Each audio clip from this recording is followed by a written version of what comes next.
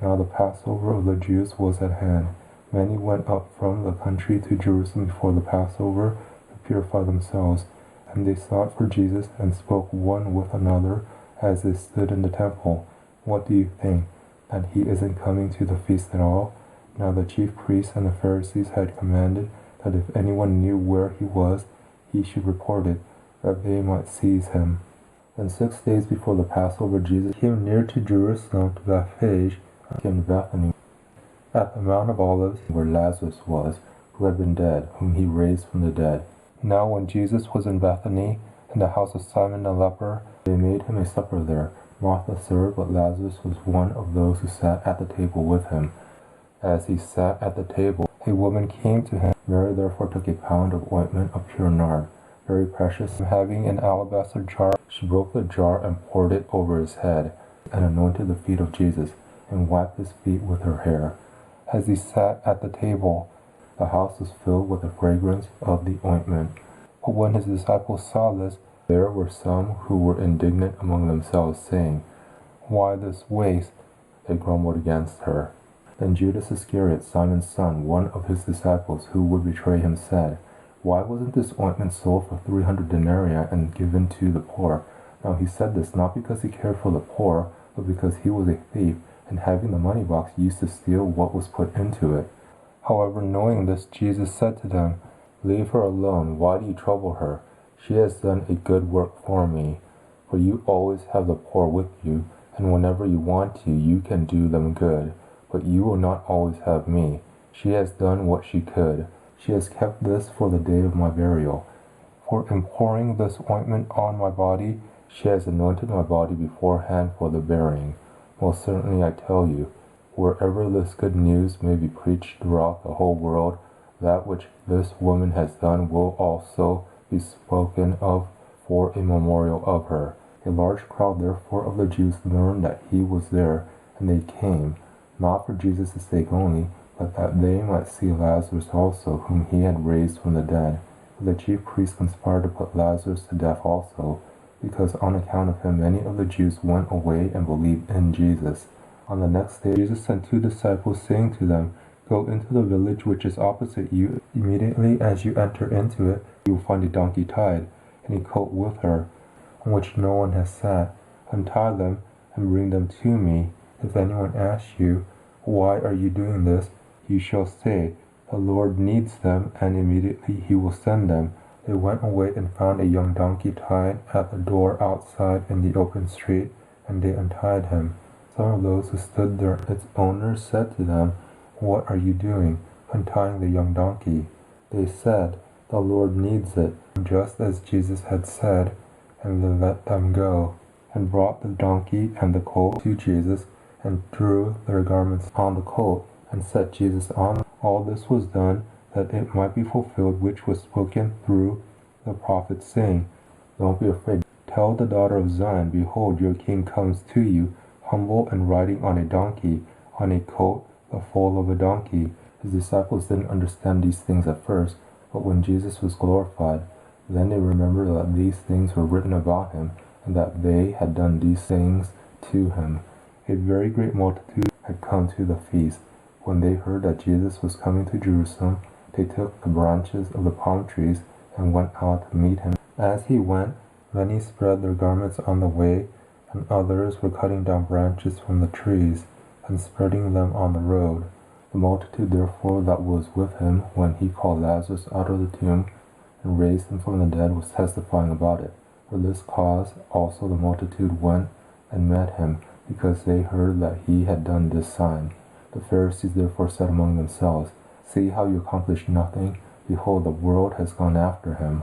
As he was now getting near, at the descent of the Mount of Olives, the whole multitude of the disciples who went in front of him and those who followed began to rejoice and praise God with a loud voice for all the mighty works which they had seen, saying, "Hosanna to the Son of David.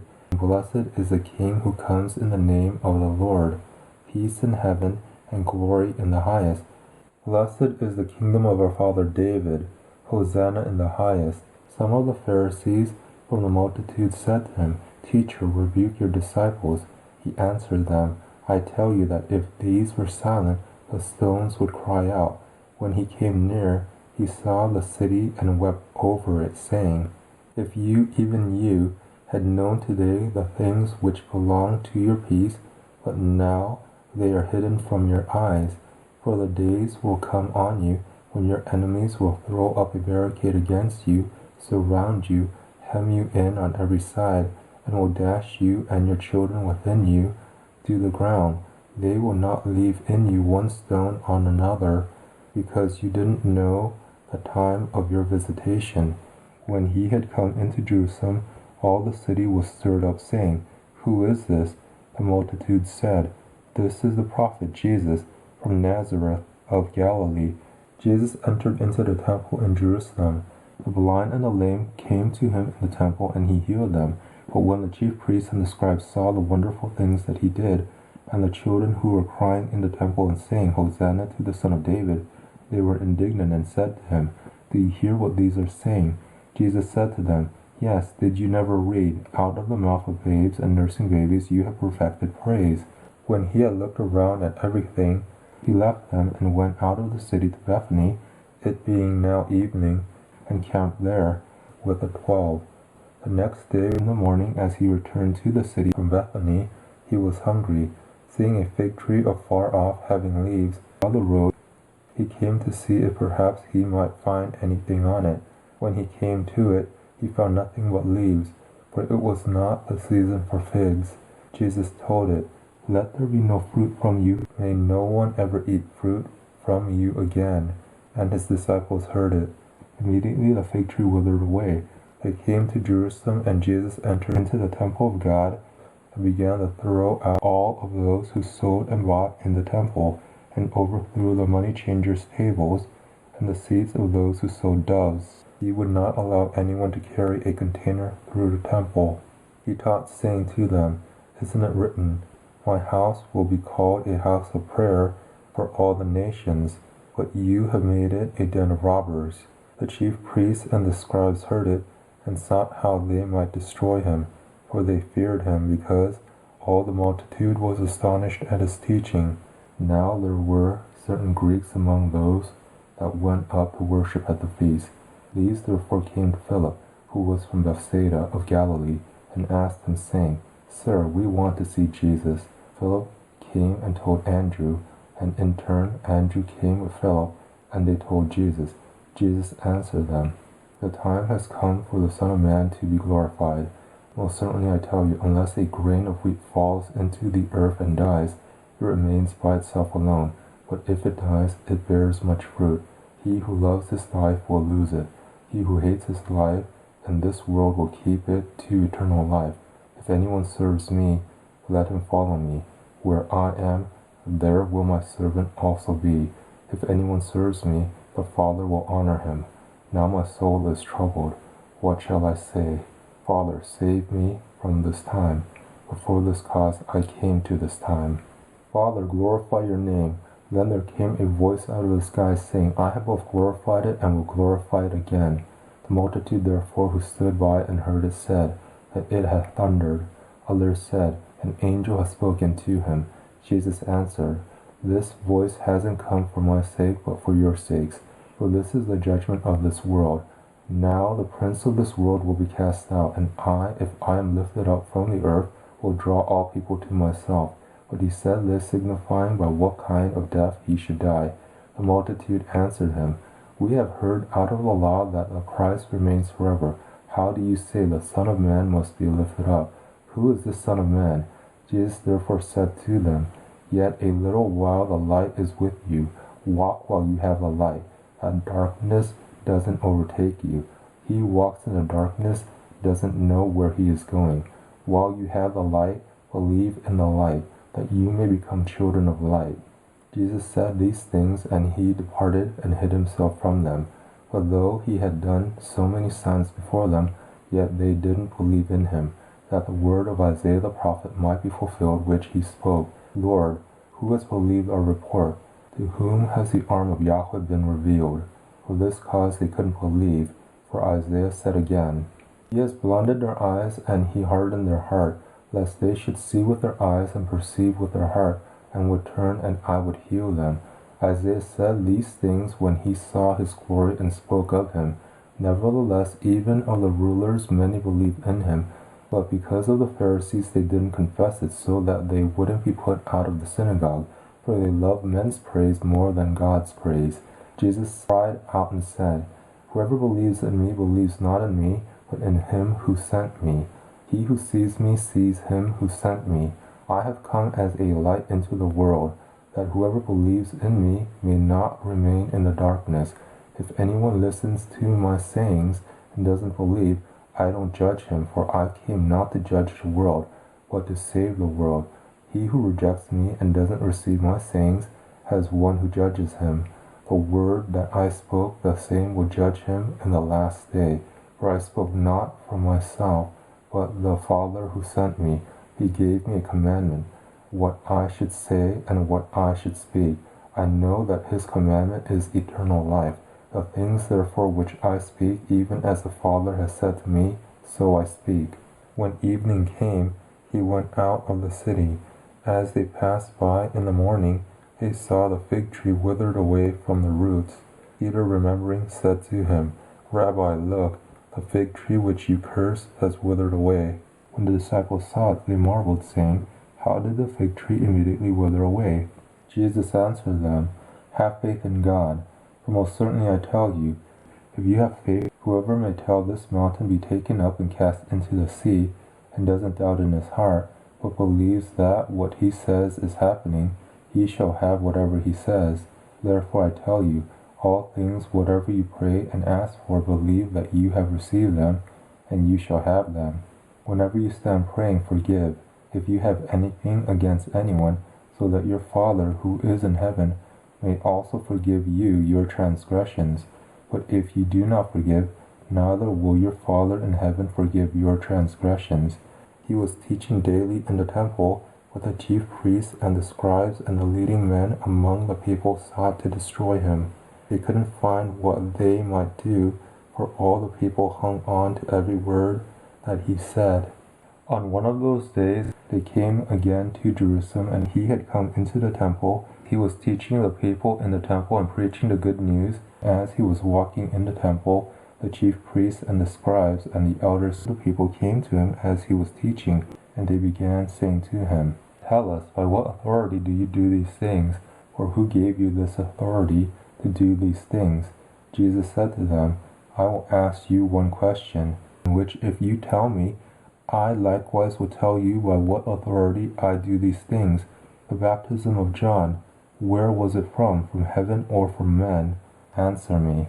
They reasoned with themselves, saying, If we say from heaven, he will ask us, Why then did you not believe him?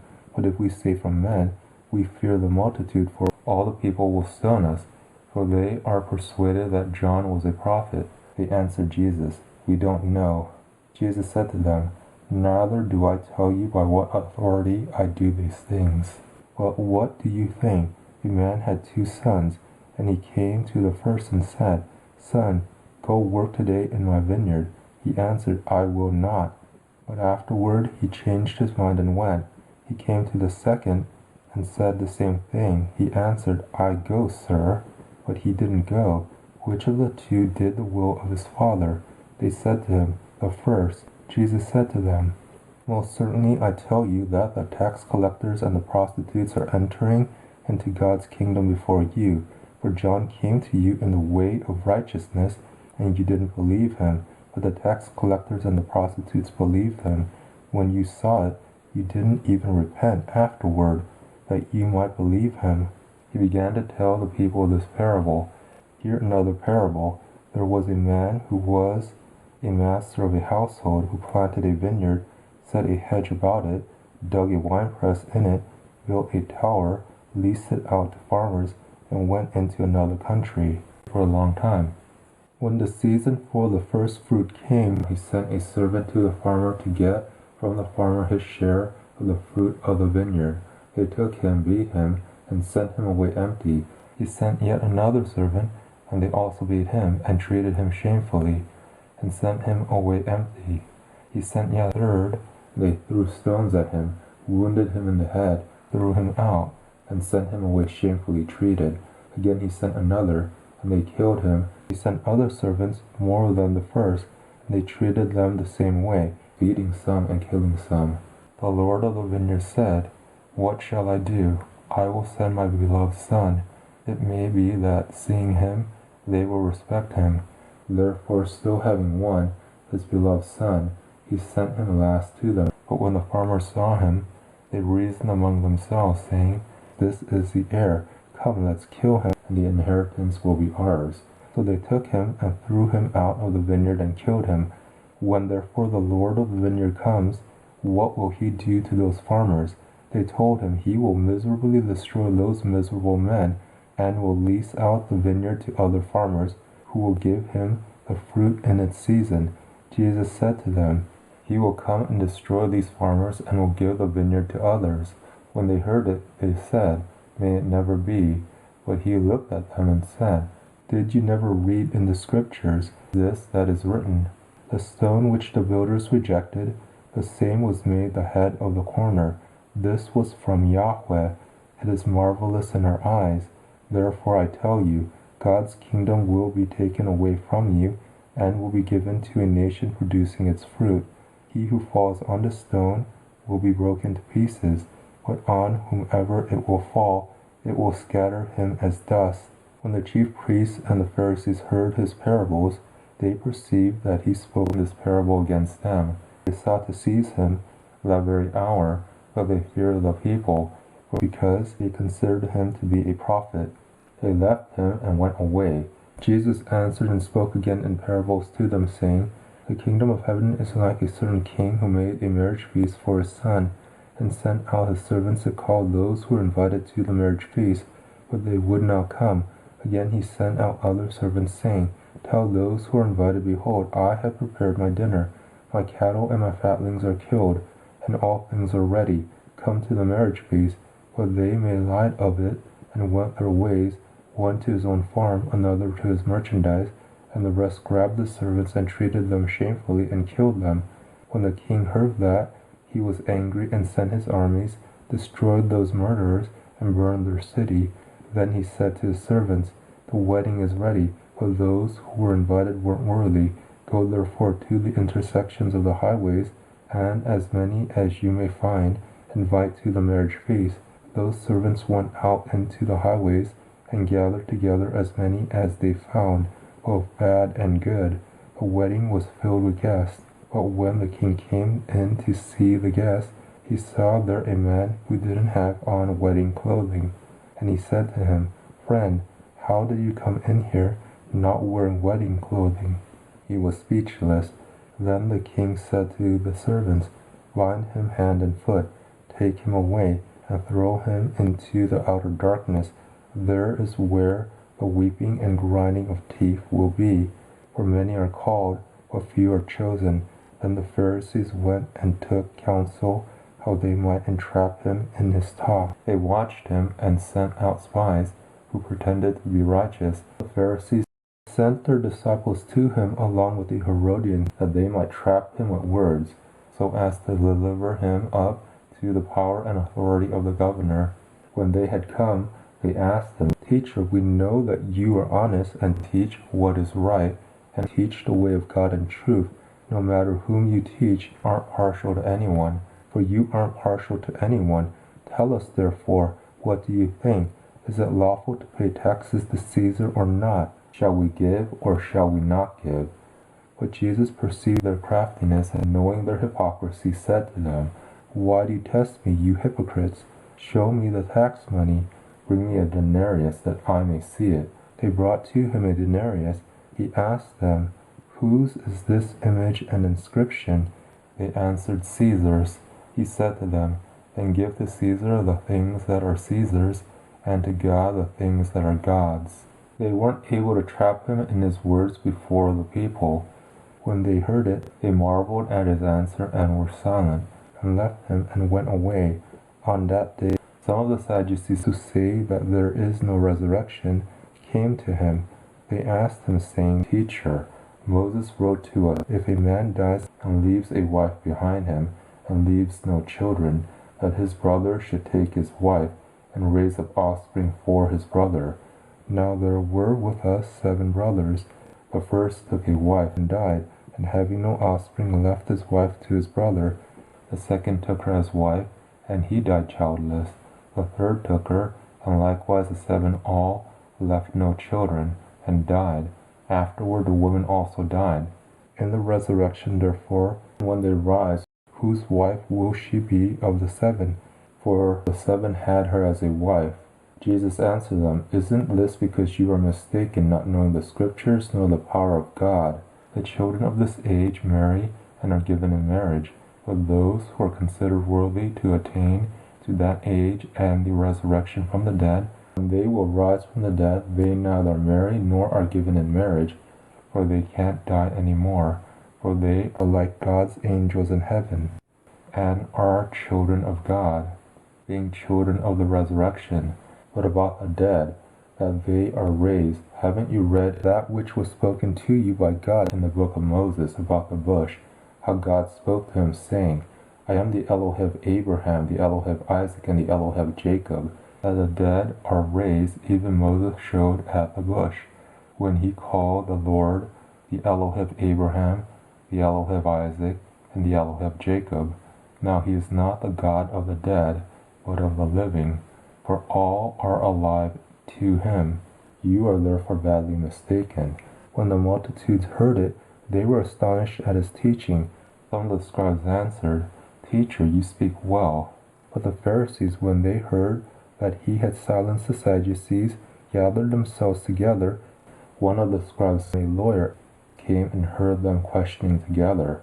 Knowing that he had answered them well, asked him a question, testing him, Teacher, which is the greatest commandment in the law? Jesus answered, The greatest is, Hear Israel, Yahweh our Elohim knew, Yahweh is one.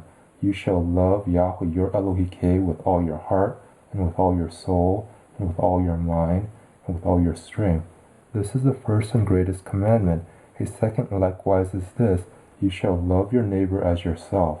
There is no other commandment greater than these. The whole law and the prophets depend on these 2 commandments. The scribe said to him, Truly, teacher, you have said well, that he is one, and there is none other but he, and to love him with all the heart, and with all the understanding, with all the soul, and with all the strength, and to love his neighbor as himself is more important than all whole burnt offerings and sacrifices.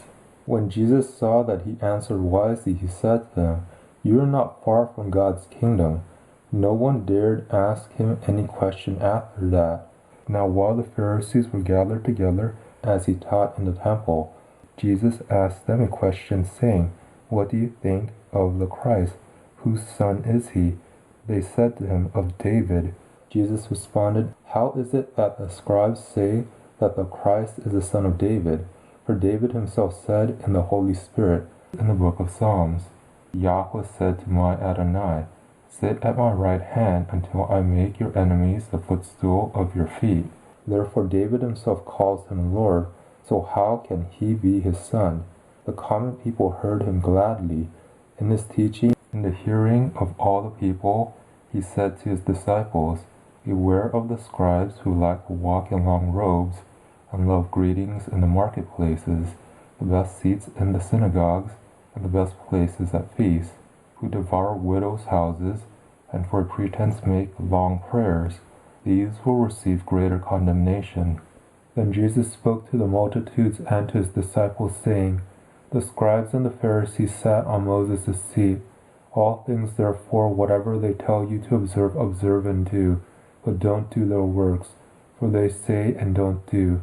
For they bind heavy burdens that are grievous to be borne, and lay them on men's shoulders, but they themselves will not lift a finger to help them.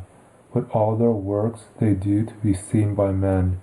They make their phylacteries broad, enlarge the fringes of their garments, and love the place of honor at feasts, the best seats in the synagogues, the salutations in the marketplaces, and to be called Rabbi, Rabbi, by men. But don't you be called Rabbi, for one is your teacher, the Christ. and all of you are brothers. Call no man on the earth your father, for one is your Father, he who is in heaven. Neither be called masters, for one is your Master, the Christ. But he who is greatest among you will be your servant. Whoever exalts himself will be humbled, and whoever humbles himself will be exalted. Woe to you, scribes and Pharisees, hypocrites, for you devour widows' houses, and as a pretense make long prayers. Therefore you will receive greater condemnation. But woe to you, scribes and Pharisees, hypocrites, because you shut up the kingdom of heaven against men, for you don't enter in yourselves, neither do you allow those who are entering in to enter. Woe to you, scribes and Pharisees, hypocrites, for you travel around by sea and land to make one proselyte, and when he becomes one you make him twice as much of a son of Gehenna as yourselves. Woe to you, you blind guides who say, whoever swears by the temple, it is nothing, but whoever swears by the gold of the temple, he is obligated. You blind fools, for which is greater, the gold or the temple that sanctifies the gold? Whoever swears by the altar, it is nothing, but whoever swears by the gift that is on it, he is obligated. You blind fools, for which is greater, the gift or the altar that sanctifies the gift? He therefore who swears by the altar swears by it, and by everything on it. He who swears by the temple swears by it, and by him who is living in it. He who swears by heaven swears by the throne of God, and by him who sits on it.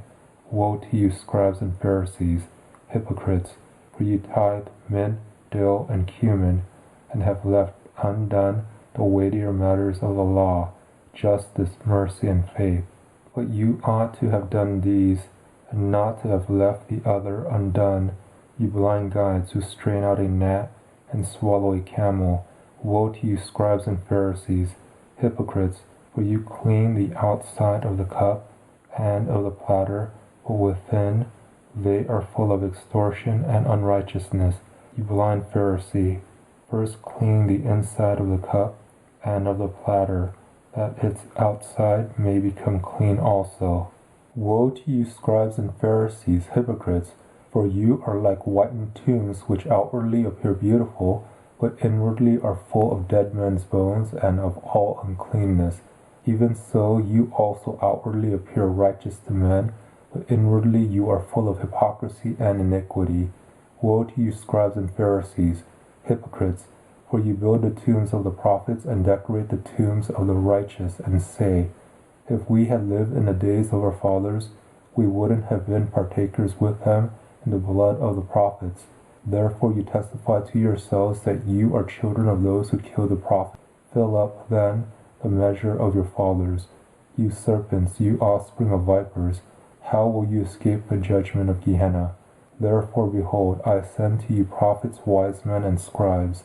Some of them you will kill and crucify, and some of them you will scourge in your synagogues, and persecute from city to city, that on you may come all the righteous blood shed on the earth, from the blood of righteous Abel to the blood of Zechariah, son of Berechiah, whom you killed between the sanctuary and the altar.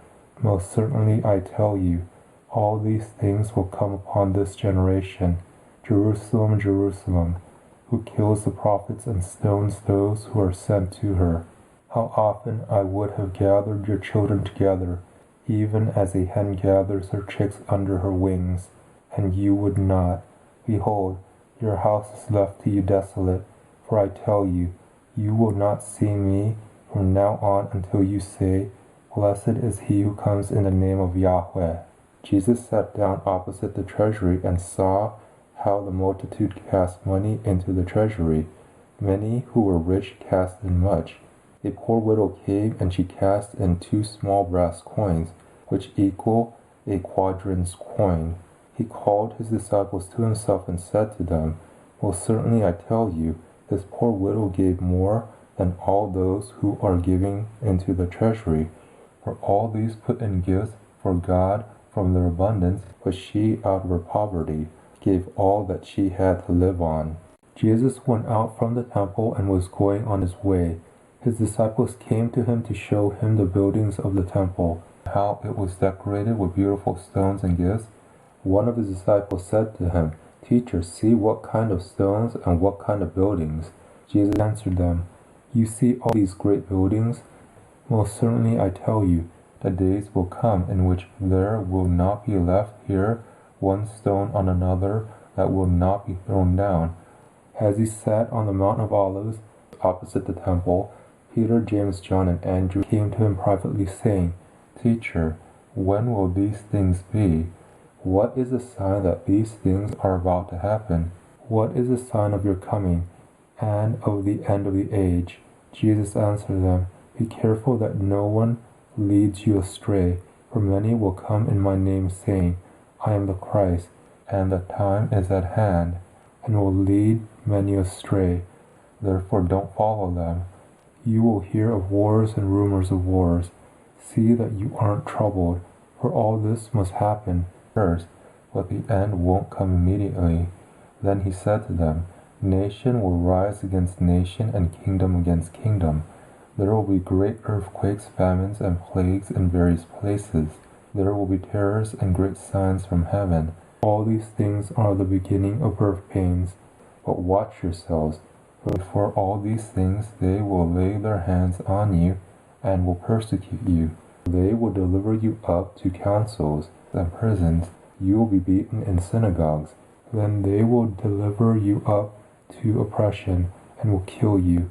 You will be hated by all of the nations for my name's sake. You will stand before rulers and kings for my sake. It will turn out as a testimony for you. When they lead you astray and deliver you up, don't be anxious beforehand or premeditate what you will say. Settle therefore in your hearts not to meditate beforehand how to answer. Whatever will be given you in that hour. For it is not you who speak, but the Holy Spirit. For I will give you a mouth and wisdom which all your adversaries will not be able to withstand or to contradict. And many will stumble, and will deliver up one another, and will hate one another. Brother will deliver a brother to death, and the father his child. Children will rise up against parents and cause them to be put to death. You will be handed over even by parents, brothers, relatives, and friends. You will be hated by all men for my name's sake, and not a hair of your head will perish. Many false prophets will arise, and will lead many astray, because iniquity will be multiplied.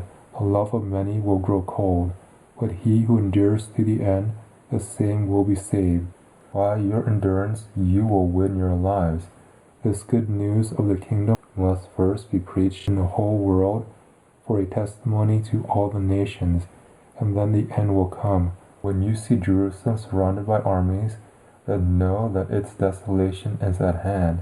When therefore you see the abomination of desolation, which was spoken of through Daniel the prophet, standing where it ought not, in the holy place, let the reader understand. Then let those who are in Judea flee to the mountains. Let those who are in the middle of her depart. Let those who are in the country not enter therein. Let him who is on the housetop not go down, nor enter in, to take out the things that are in his house. Let him who is in the field not return back to get his clothes. For these are days of vengeance, that all things which are written may be fulfilled. But woe to those who are with child, and to nursing mothers in those days. Pray that your flight will not be in the winter, nor on a Sabbath. For there will be great distress in the land, and wrath to this people. They will fall by the edge of the sword, and will be led captive into all the nations. Jerusalem will be trampled down by the Gentiles, until the time of the Gentiles are fulfilled. In those days there will be great oppression, such as has not been from the beginning of the world which God created until now, no, nor ever will be. Unless the Lord had shortened the days, no flesh would have been saved. But for the sake of the chosen ones, whom he picked out, he shortened the days. Then if anyone tells you, "Look, here is the Christ," or "Look there," don't believe it. For there will arise false Christs and false prophets, and they will show great signs and wonders, so as to lead astray, if possible, even the chosen ones. If therefore they tell you, Behold, he is in the wilderness, don't go out. Behold, he is in the inner rooms, don't believe it. But you watch, behold, I have told you all things beforehand. For as the lightning flashes from the east, and is seen even to the west, so will be the coming of the Son of Man. For wherever the carcass is, there is where the vultures gather together. But immediately after the oppression of those days, the sun will be darkened, the moon will not give its light, the stars will fall from the sky, and the powers of the heavens will be shaken. There will be signs in the sun, moon, and stars, and on the earth anxiety of nations, in perplexity for the roaring of the sea and the waves, men fainting for fear and for expectation of the things which are coming on the world, for the powers of the heavens will be shaken. And the sign of the Son of Man will appear in the sky, and all the tribes of the earth will mourn, and they will see the Son of Man coming on the clouds of the sky with power and great glory. He will send out his angels with a great sound of a trumpet, and they will gather together his chosen ones from the four winds, from the ends of the earth to the ends of the sky. But when these things begin to happen, look up and lift up your heads, because your redemption is near. He told them a parable. See the fig tree and all the trees, when they are already budding. Now from the fig tree learn this parable. When its branch has now become tender and produces its leaves, you see it and know by your own selves that the summer is already near.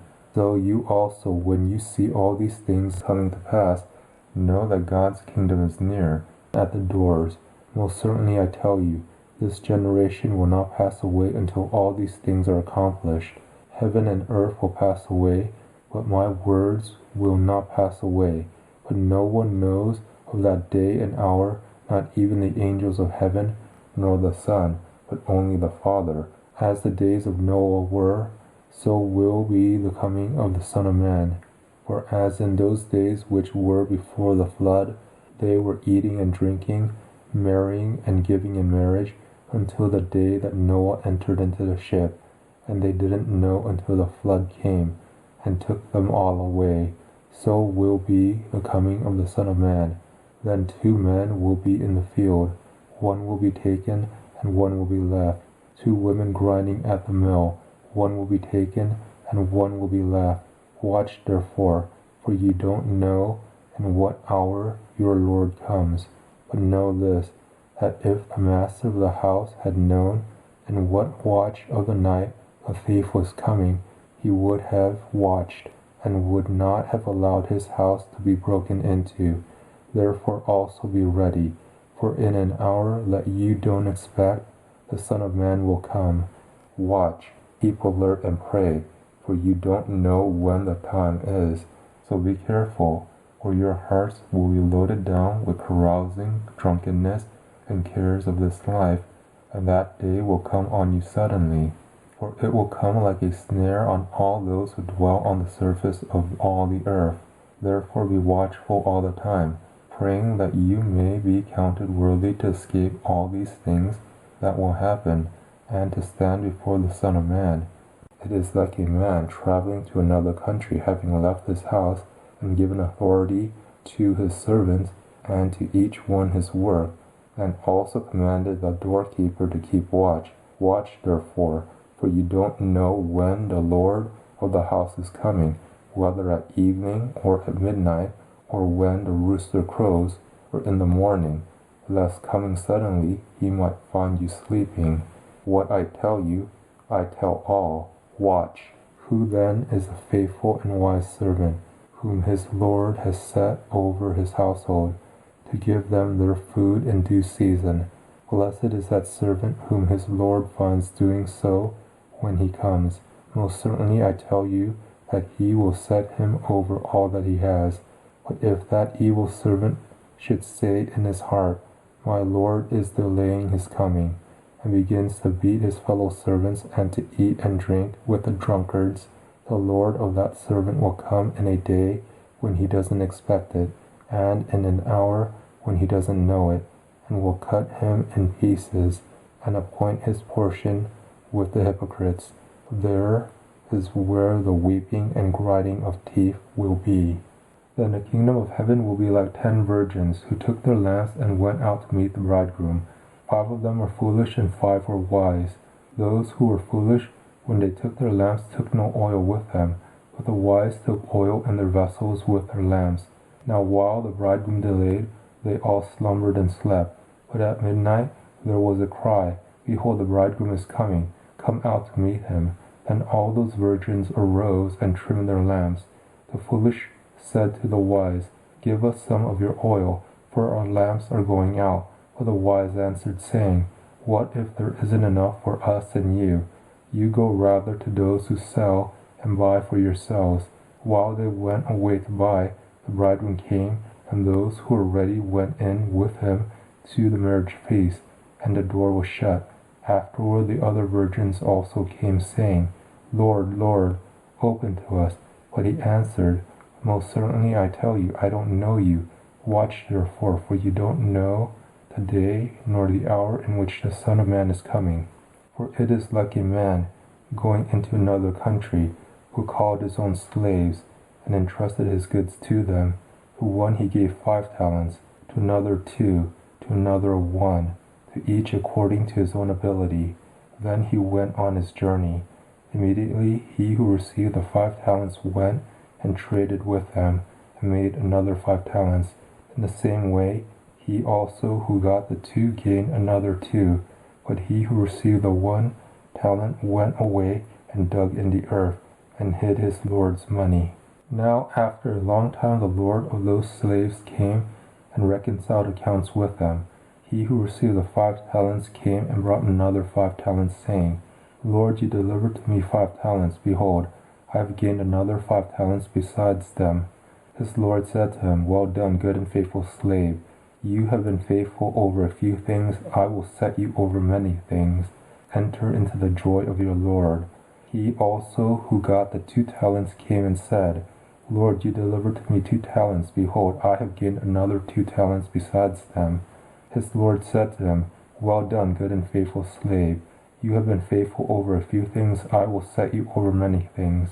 Enter into the joy of your Lord. He also who had received the 1 talent came and said, Lord, I knew you, that you are a hard man, reaping where you did not sow, and gathering where you did not scatter. I was afraid, and went away and hid your talent in the earth. Behold, you have what is yours. But his Lord answered him, You wicked and slothful slave, you knew that I reap where I didn't sow, and gather where I didn't scatter. You ought therefore to have deposited my money with the bankers, and at my coming I should have received back my own with interest. Take away therefore the talent from him, and give it to him who has the 10 talents. For to everyone who has will be given, and he will have abundance. But from him who doesn't have, even that which he has will be taken away. Throw out the unprofitable slave into the outer darkness, where there will be weeping and gnashing of teeth. But when the Son of Man comes in his glory, and all the holy angels with him, and he will sit on the throne of his glory, before him all the nations will be gathered, and he will separate them one from another, as a shepherd separates the sheep from the goats. He will set the sheep on his right hand, but the goats on the left. Then the king will tell those on his right hand, Come, blessed of my Father, inherit the kingdom prepared for you from the foundation of the world. For I was hungry, and you gave me food to eat. I was thirsty, and you gave me drink. I was a stranger, and you took me in. I was naked, and you clothed me. I was sick, and you visited me. I was in prison, and you came to me. Then the righteous will answer him, saying, Lord, when did we see you hungry and feed you, or thirsty and give you a drink? When did we see you as a stranger and take you in, or naked and clothe you? When did we see you sick or in prison and come to you? The king will answer them, Most certainly I tell you, because you did it to one of the least of these my brothers, you did it to me. Then he will say also to those on the left hand, Depart from me, you cursed, into the eternal fire which is prepared for the devil and his angels. For I was hungry, and you didn't give me food to eat. I was thirsty, and you gave me no drink. I was a stranger, and you didn't take me in. Naked, and you didn't clothe me. Sick and in prison, and you didn't visit me. Then they will also answer, saying, Lord, when did we see you hungry or thirsty, or a stranger, or naked, or sick, or in prison, and didn't help you? Then he will answer them, saying, Most certainly I tell you, because you didn't do it to one of the least of these, you didn't do it to me. These will go away into eternal punishment, but the righteous into eternal life. Every day Jesus was teaching in the temple, and every night he would go out and spend the night on the mountain that is called Olivet. All the people came early in the morning to him in the temple to hear him.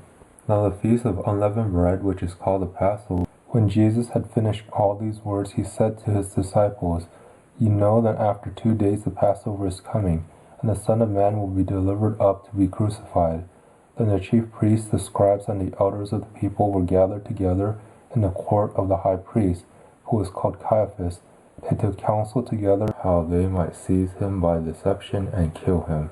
They said, Not during the feast, lest a riot occur among the people, for they feared the people. Satan entered into Judas, who was also called Iscariot, who was counted with the 12. He went away and talked with the chief priests and captains about how he might deliver him to them, and said, What are you willing to give me that I should deliver him to you? They, when they heard it, were glad, and agreed to give him money. They weighed out for him 30 pieces of silver. From that time he sought opportunity how he might conveniently deliver him to them in the absence of the multitude.